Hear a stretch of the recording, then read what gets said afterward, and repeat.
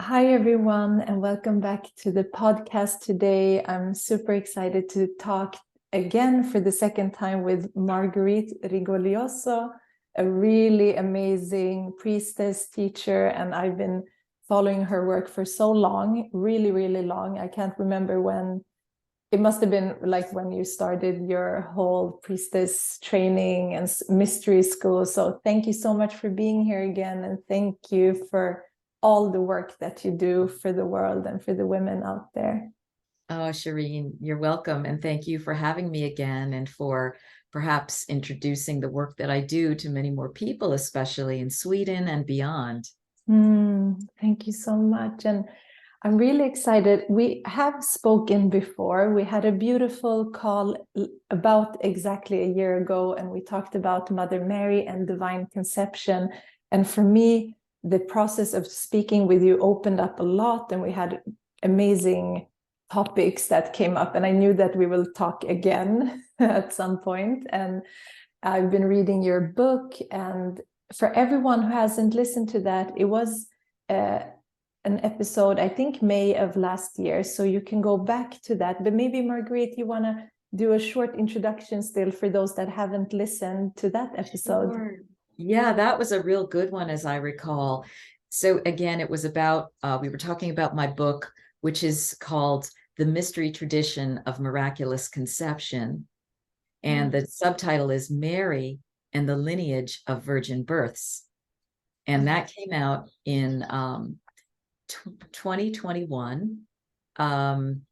And it's been going strong. And it's really the world's first major introduction to Mother Mary as a bona fide priestess of divine birth, somebody who was trained in the lineage of how to do this and was part of a mission and a star mission and a ministry to bring in this great high being known as Jesus, and that Mary herself had been brought in that way, divinely conceived by her mother Anne, and what this entailed. How is it that I know about this? What did this practice involve? Where did it lead up to? So we could begin to see Mother Mary in a new light.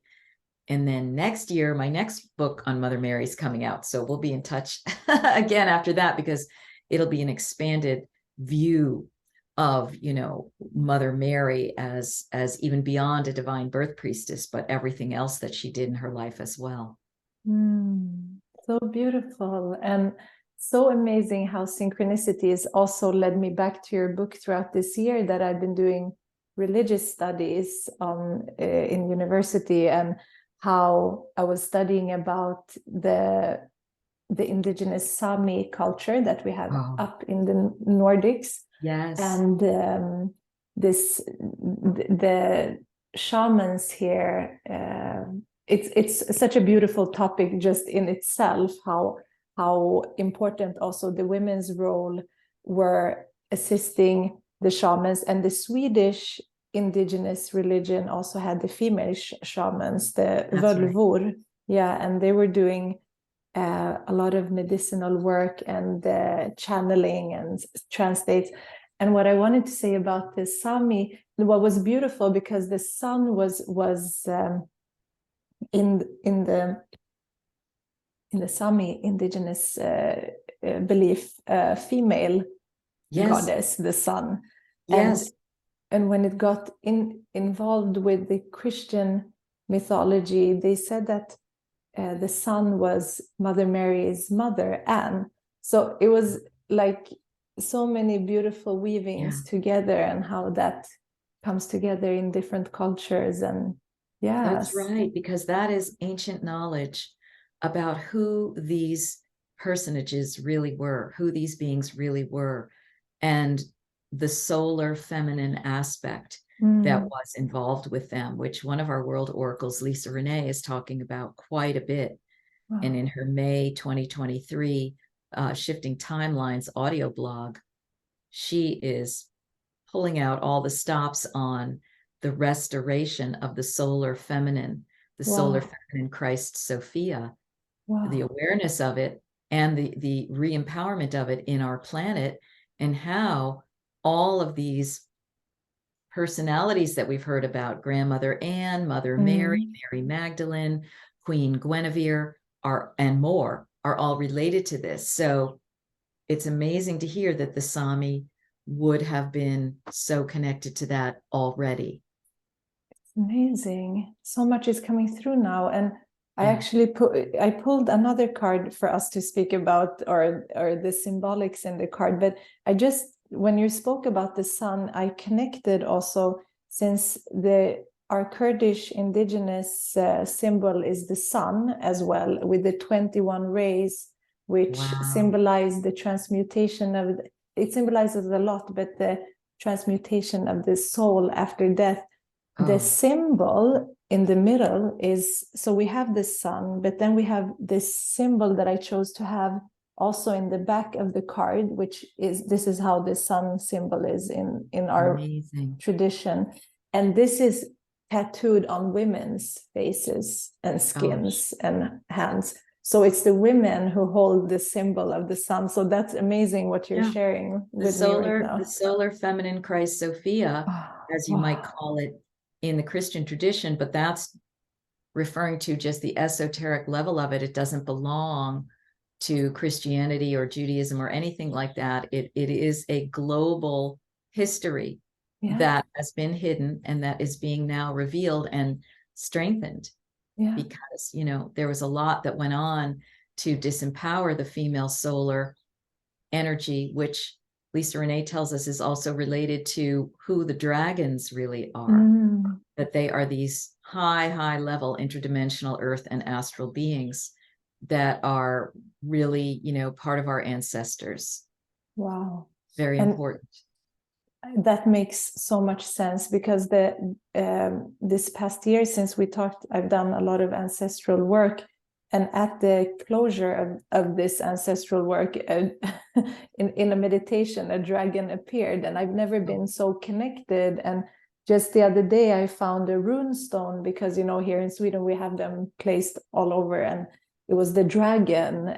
But here in the runes, they kind of look like dragons and serpents at the same time, which also connects back to the Kurdish Yazidi symbol that they have in the Kurdish temples, where the snake is actually upright, like the awakening of the Kundalini. So there's so many connections. It's all there. It's all there in the indigenous aspects and the mystical aspects of all of our cultures and religions, if you dig deep enough. Definitely. So I'm really interested today, because all of these connections, and that's why I feel like we're working parallel and weaving, and your teachings are coming through in so many different ways for me in my personal studies and my spiritual path. When we look at, so we started the thread with Mother Mary, and the rose is so connected with her, and I always think about the rose also as the heart. And in the statue there, she's actually holding roses here, and she has the roses by her feet. And that brings me also to this heart opening, so you have been working with cacao as a sacred medicine, and I think all of us can relate to cacao in one or different way, as chocolate, of course, as something that soothes our soul. And in Chinese medicine, the bitter taste is connected to the heart. So when you have something bitter, and that is again the fire energy of the sun. So everything is connected. I was thinking as we were beginning to talk about the sun, well, that is what feeds the cacao. It's what's encoded in the cacao seeds, which are at the core of the fruit that is part of the tree. It's a pod, as some may know and some may not know.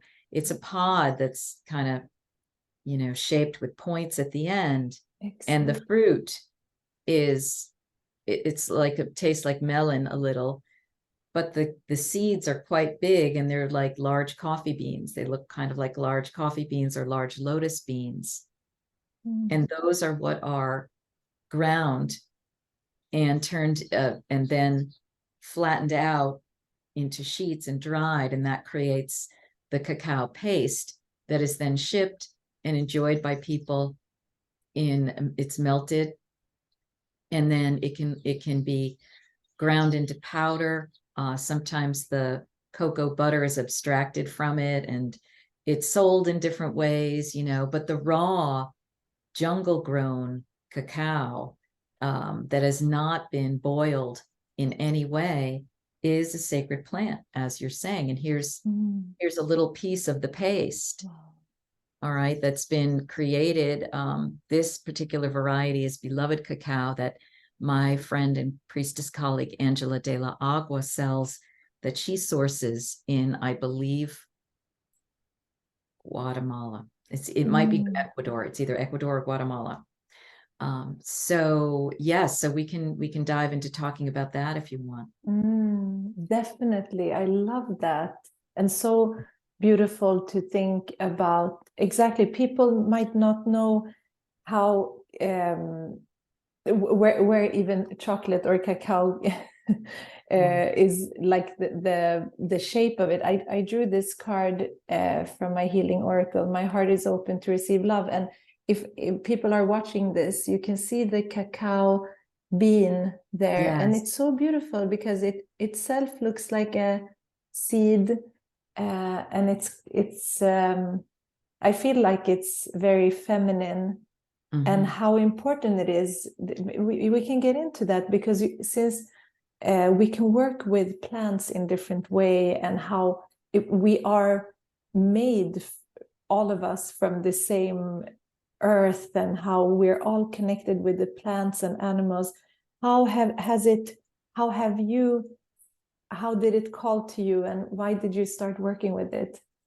Yeah, I mean, to me, well, they refer to her in Central and South America as Ish Cacao, IX, meaning mother cacao, or I call her Mama Cacao. Definitely feminine energy. And because when you drink her, or you can eat the paste, you can cook with it and so forth. In fact, there's that beautiful movie Chocolat with Juliette Binoche, worth finding and looking at, because that reveals the secrets of cacao. That's what she was doing. She was providing these cacao confections, and people were having all sorts of open states of consciousness and renewal in their sexual lives with their spouses, and emotional openings, because cacao opens the heart, literally, physically. It dilates the blood vessels, goes straight to the heart. It raises the heart rate, not the pressure, but the rate. And it opens the consciousness. So you'll have an expanded state. And the way that I started on this was my friend that I mentioned earlier, Angela de la Agua, prepared some for us when we were at 5-day workshop of the Holy Womb Chakra teachings in Laytonville, California. That's also where I learned about that and began my certification process in learning about the Holy Womb as a chakra that is connected to Mother Divine, and where all the information comes from, that a saint named Sri Kaleshwar had collected all this material from the palm leaf manuscripts of India and beyond. And he also had past life recall of being with the Holy Family. So we were on our, I think, 4th of 5 days, and it was going to be the day about how Mother Mary used the mantras and the yantras from this system, and how she literally resurrected Jesus through her womb, after his crucifixion. So Angela prepared this cacao for us in her little tent. And then, I drank maybe about half of it. Probably she did it in water, which is the traditional way. You stir, and it's a very dark, somewhat thick liquid. And we went up, and we were sitting in there, and I didn't realize, but because it was gentle, I just thought, wow, I'm really opening my consciousness in this discussion, this teaching about Mother Mary. And later I realized, well, the cacao had assisted me to open my heart and my understanding of Mother Mary's true nature and her true expanded role beyond what we have been shown about her. And basically, the four of us were weeping that Angela had served. It was such a wonderful way to be initiated to Mama Cacao and Mother Mary at the same time. Like, I'm only fully now realizing the importance of that. And so that was the beginning. And after that, I had been teaching at the time a higher level Priestess of the Dove oracle training for I did a number of cohorts of that. And Angela was my teaching assistant that year. So I had her bring Cacao in during our retreat. And it was a beautiful supplemental teaching for the women who were learning how to open their oracle wisdom, consciousness, through methods of meditation and running energy, to now have it with the Cacao one morning, and what an expanded state and a state of the heart feels like. That was my initiation. And since then, I have offered in-person and online Cacao ceremonies. I've lost track how many, between 10 and 20. That's since 2017. And as we were talking briefly, I also now have a Sacred Feminine Plant Medicine Academy course that's going through the summer, starting tomorrow, May 23rd, 2023, that people can continue to enroll in. And we're looking at a number of plants. And we will have optional ceremonies for people to join in. And Cacao is one of them. And my dear friend teacher, Angela, is going to be the primary teacher for that module. So that's just giving you a little bit. And I could continue to talk about what I've observed, what I've experienced with Cacao and with others. But you may have other questions at this moment. No, I love that. I would love to hear about it, because it's so, just listening to you also have made me reflect how important it is.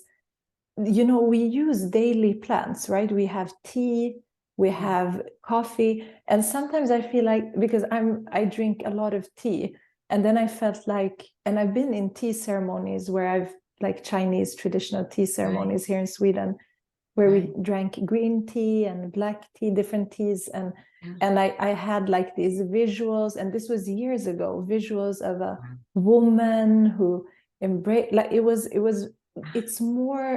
it's so meditative, and it's been practiced everywhere in different ways, with different, like, the local plants and with the trees. And there's so much, I think we underestimate that. And for me lately, it's been so important to also acknowledge the teas that I drink, so I'm not like abusing those plants, and honoring the people who's worked to help that plant to grow, and the place, and how important it is to source it correctly.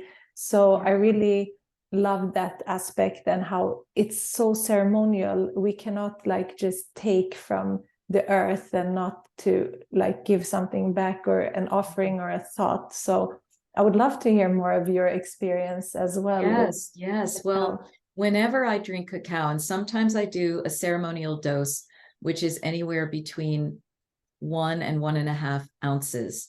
And I don't have committed to memory what that is in grams. But I provide that information when people register. And you melt it without boiling it. When you boil it, it interferes with the properties of it. You also do not boil it or melt. You do not melt it in milk, cow's milk. The traditional way, as I mentioned, is in water. You can also use any of the nut milks. And you measure out with a kitchen scale, 1 ounce to 1.5 ounces. And you start melting it and stirring it. And I have an implement called a molinillo from Mexico that is like, you go like this, and you can stir it and froth it up. And then I have a little ceremony where I honor the lineage of where I learned it from. Angela de la Agua, Paola Ix, and Gustavo Ish from Mexico. They're Mayan ancestors. And then I honor the Aztec ancestors, the Toltec ancestors, the Olmec ancestors. I honor Mama Cacao herself. And I honor Mother Earth, Mother Divine, and Santa Maria. Mm. And then I begin drinking. And this is really whether I am doing a ceremonial dose or whether I am using powder that I've obtained from various places. Sometimes when I'm using powder, it's just like I'll take 2 heaping teaspoons. I won't be in a full ceremonial state, but it will help open me and bring peace. That's what cacao brings to me and many people, because it dilates the blood vessels, because it raises the heart activity, it raises the love vibration, and it brings peace and love into your life. And it teaches you, what does love feel like? What does peace feel like? And then you can begin to think about situations and people in your life from that perspective. And because it's opening your consciousness, it's also opening your upper chakras. And I think it opens your womb wisdom for women. And also men have a Nada Bindu point under their navel, which connects them to the womb. So the womb is not only for women. And you begin to reflect on situations and get guidance. You can also have an intention for a ceremony. I always do. And then receive information directly on other topics. You can ask Mama Cacao how you can commune with her. There are so many ways to work with it individually. And then in a group, when I do it and when I've experienced it, I usually have several parts. One is where people are beginning to feel the medicine. And then I let them have like their own half hour or so with the medicine in Q&A. I might give prompts, questions, things like that. Then we sometimes go on a journey together, a guided meditation for a specific type of healing. And then often I will serve as an oracle for people who want to bring questions and get even higher level guidance, than what they might be receiving directly. So those are many ways that I've used it. But for me, she is a true ally in life, and she's an ally for how humanity can start opening to what we're calling 5th dimensional consciousness, which is the consciousness of the open heart and the consciousness of the open mind. If we all were able to open to that level and get along, conflicts would disappear overnight, because we would have the remedies for how to approach people. We would approach them with different language, right? We would be in a state of gratitude and compassion instead of acrimony. So this is the type of thing, the vibration that Mama Cacao teaches us, which I think is why it's become so popular as an opener and as a step into the world that we want to co-create. That's so beautiful, everything that you shared. And I love that it's connected to the womb, because I felt like, how many of us, when we're in the fall season of our cycle, tend to feel what we need and for the heart to be soothed. And usually that bitter, it's actually not the sweetness that we're craving. I think it's mostly the heart opening of the cacao. We can feel it subconsciously.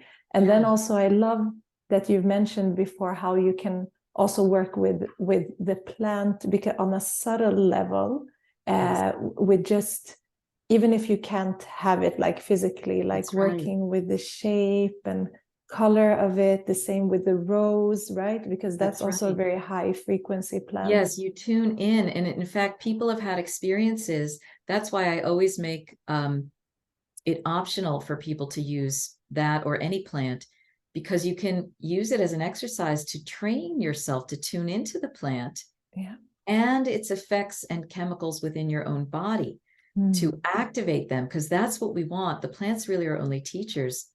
And, Shereen, as you were talking, this is the first time this occurred to me, because I'm beyond this stage, but for women menstruating, I believe that the cacao can relax the uterus when there's pain. So that is a real way of, and you can go into the red tent Mm. in a more relaxed state. You're open now, and you can have the group experience of co-receiving information on topics and things for one another, for the community. So there's so much involved and possible for this and many of our other mind-opening plants. Definitely, there's so much, and I think that's so beautiful. And in Chinese medicine, the heart and womb are connected, so they work as a system, so it makes complete sense. And I love that you did the course with Lindsay, and actually that's the one that I've done but recorded, so sometimes I hear your voice, so that's sometimes why you hear my voice. Yes, Cindy Lindsay, yeah. A senior teacher at the Divine Mother Center, one who learned directly from Sri Kaleshwar, this late Hindu saint, and my teacher.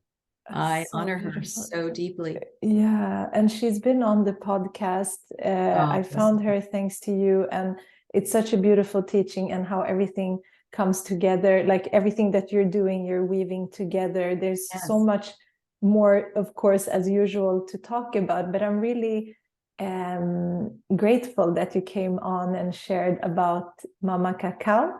And if anyone has any questions to Marguerite or to me, connect with us. How can people find you and your work? Oh, thank you so much, Shereen. Yes, they can go to sevensistersmysteryschool.com. And the 7 is written out, SEVEN, sevensistersmysteryschool.com. We have much information on our homepage, and then we have a navigation tab that you can explore. There are courses about sacred plant medicine, a cacao apprenticeship.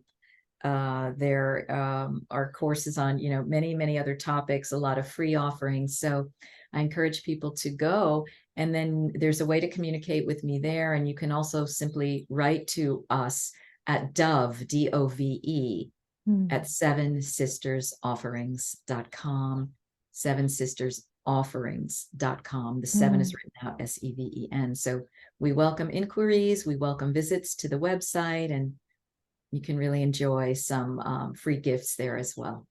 Yeah, thank you so much. I will put the link in the show notes. Thank you so much again for being here with us. I'm sure we will definitely talk about Mother Mary again very soon. So thank you so much for everything, Marguerite, everything that you do. You're welcome. And thank you. Thank you, Shereen. Thank you.